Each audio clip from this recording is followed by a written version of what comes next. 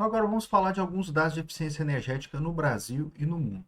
Pensando na forma no mundial, vamos falar da intensidade energética, ela cresce lentamente, né? De 2001 a 2010, esse importante indicativo de eficiência energética cresceu somente 0,8%. Cresceu assim, ele melhorou, né? Significa que se está gastando mais menos energia para se fazer o mesmo serviço. Então ele melhorou 0,8 nesse sentido.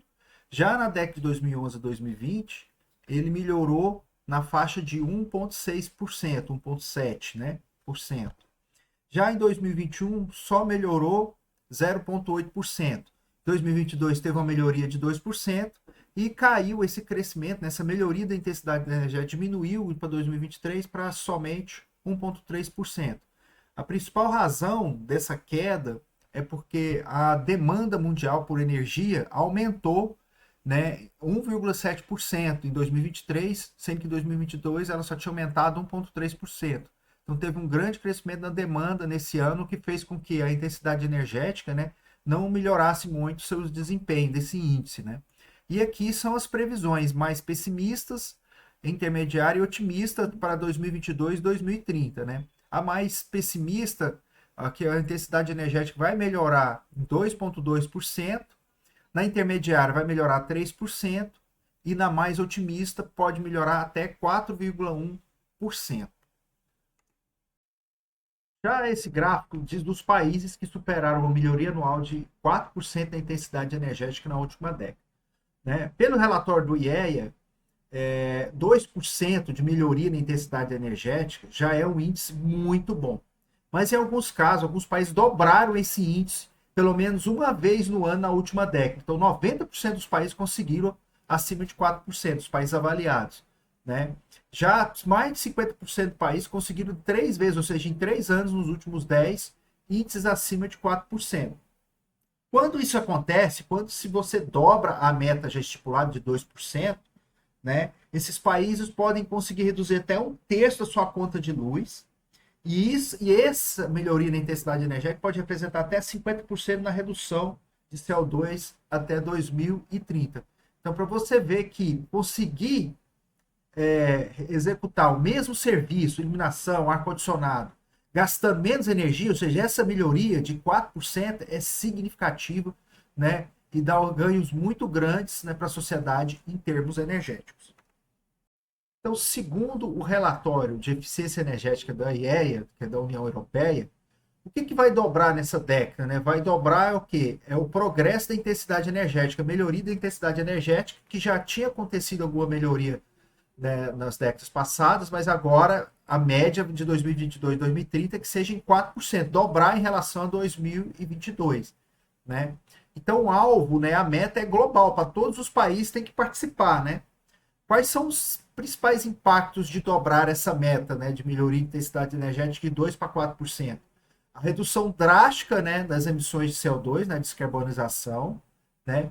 A redução de até 1/3 do consumo de energia nas casas, né, residencial, comercial. E essas ações de eficiência energética podem criar até mais de 4,5 milhões de empregos do que hoje, né, até 2030. Né?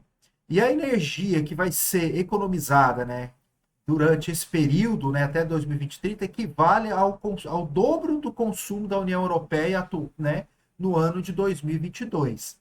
Né? Como é que a gente pode fazer para dobrar a meta? Né? Então, aumentar os investimentos em redes inteligentes e digitalização do sistema elétrico, então isso está mais que dobrou. Né? Fazer melhorias de edificações antigas, né? Trocando ar-condicionados antigos por mais eficientes, né? Melhorando a estrutura do prédio para refrigerar através de técnicas passivas, né? Então, esse tipo de retrofit, né, consegue até 2,5% de economia de energia por ano, né, daquele prédio. Isso, por exemplo, na China e na Índia tem ocorrido, né? Os carros também estão ficando 5% mais eficientes a cada ano, né? Tem essa parte da eletrificação, agora carros híbridos, né? Então, a eletrificação, os carros híbridos estão economizando mais. E também a substituição dos motores aspirados, grandes, 2.0 ou mais, por motores 1.0, 1.2 turbo, que são muito mais eficientes, né? São exemplos de melhorias, né? Outras melhorias é na indústria, né? Que a produtividade da indústria está crescendo 2,3% por ano e a conta de energia, né, na faixa de 30%, né, do valor da indústria aí para 2030, né? Então esse índice já foi maior que 30% e está caindo, né? Um destaque importante são os eletrodomésticos, né? Geladeira, ar-condicionado, máquina de lavar. Isso, hoje eles gastam de 30% a 40% menos energia do que antes para fazer a mesma coisa, né? Indo mais com destaque na iluminação, né? Que a lâmpada LED aí, né, veio pulverizar, né, a economia de energia em relação ao incandescente, até mesmo a fluorescente já tem um ganho significativo, né? E os consumidores estão mais ativos com essa questão de economia de energia, né? Então aqui ele fala em colocar a temperatura em média de 19 a 20 graus, né? Mas aqui no Brasil, por exemplo, essa parte do ar-condicionado, a norma é colocar em torno de 23 graus para o ambiente ficar agradável e não se gastar muito. Então, quando você for ajustar o ar-condicionado, nunca colocar abaixo de 23, 22 graus, sempre colocar em torno de 23, 24 à noite, para que você economize energia e consiga também ter uma temperatura agradável no ambiente que você está. Então, existem muitos desafios da eficiência energética. Os países emergentes, como o Brasil ou a maioria dos países do mundo, que quando há o desenvolvimento econômico, eles vão morar em casas maiores, vão ter carros melhores, vão conseguir andar mais, viajar mais, né?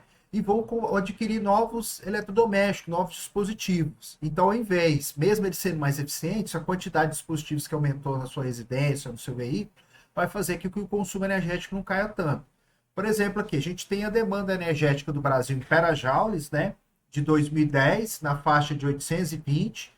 Então, com o aumento da atividade, né, de novos dispositivos, teve um aumento aí, né, de quase 100 terajoules. Com a estrutura, né, morar em casas maiores também teve um aumento aí, né, de quase 100 terajoules. As ações de eficiência energética reduziram, né, um pouco esse patamar. Então, o saldo disso tudo é que em 2019, mesmo assim, ainda teve um aumento aí, né, de 820 para um pouco mais de 900 petajoule a demanda energética residencial no Brasil em 2019, período pré-pandemia. Já no Reino Unido, o gráfico é um pouco diferente, né? A demanda de energia no Reino Unido é maior, né? É um país frio que demanda um aquecimento maior, né? Então, na faixa de mais de 1.600, devido a esse aumento de dispositivos que foi grande, assim como no Brasil, subiu mais de 100, né? 1.600 e pouco, 10, 20 para 1.720. Né? A parte da estrutura das residências não evoluiu tanto, né, nessa questão, são residências relativamente modernas, e os ingleses não mudaram tanto assim, né, para casas maiores, mas as ações de eficiência foram significativas, praticamente mais do que o dobro do que o Brasil realizou, fazendo com que a demanda energética no Reino Unido, né, de 2010 para 2019 caísse, né, tivesse uma queda mesmo, né, da faixa de 1.620 para menos de 1.500, 1.400 e pouco petajoule, né?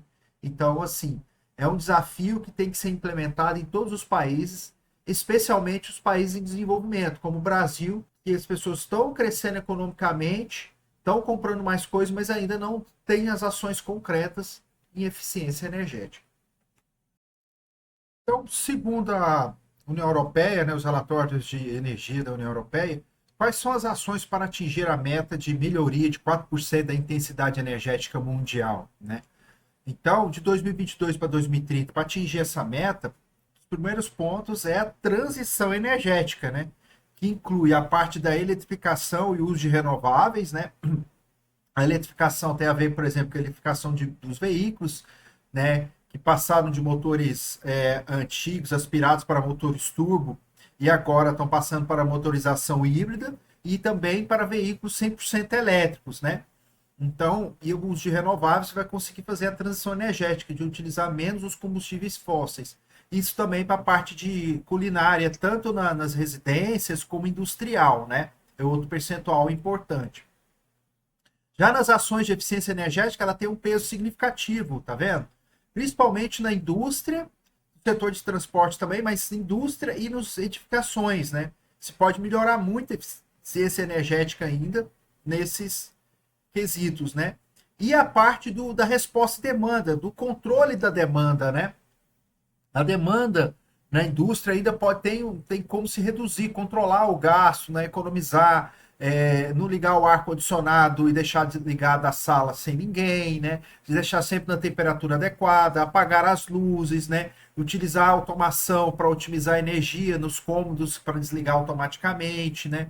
Usar o controle maior de demanda, digitalizar, né, o consumo de energia, né? Monitorar esses dados com mais firmeza, né? Tanto nas indústrias, como para transporte, como para edificações, né? Então, fazendo todas essas ações, a gente consegue aí até superar a meta dos 4%, de acordo, né, com a previsão mais otimista aí do IEA até 2030. Para encerrar esse conteúdo, aqui a gente coloca as referências que utilizamos nesses slides, né? O foco é energia e sustentabilidade, Lineu Bélico dos Reis, e também no relatório de eficiência energética da IEA, né? Que é o relatório de 2023. Então, também vai ter exercícios disponibilizados no Moodle para que vocês fixem bem os conhecimentos desse conteúdo.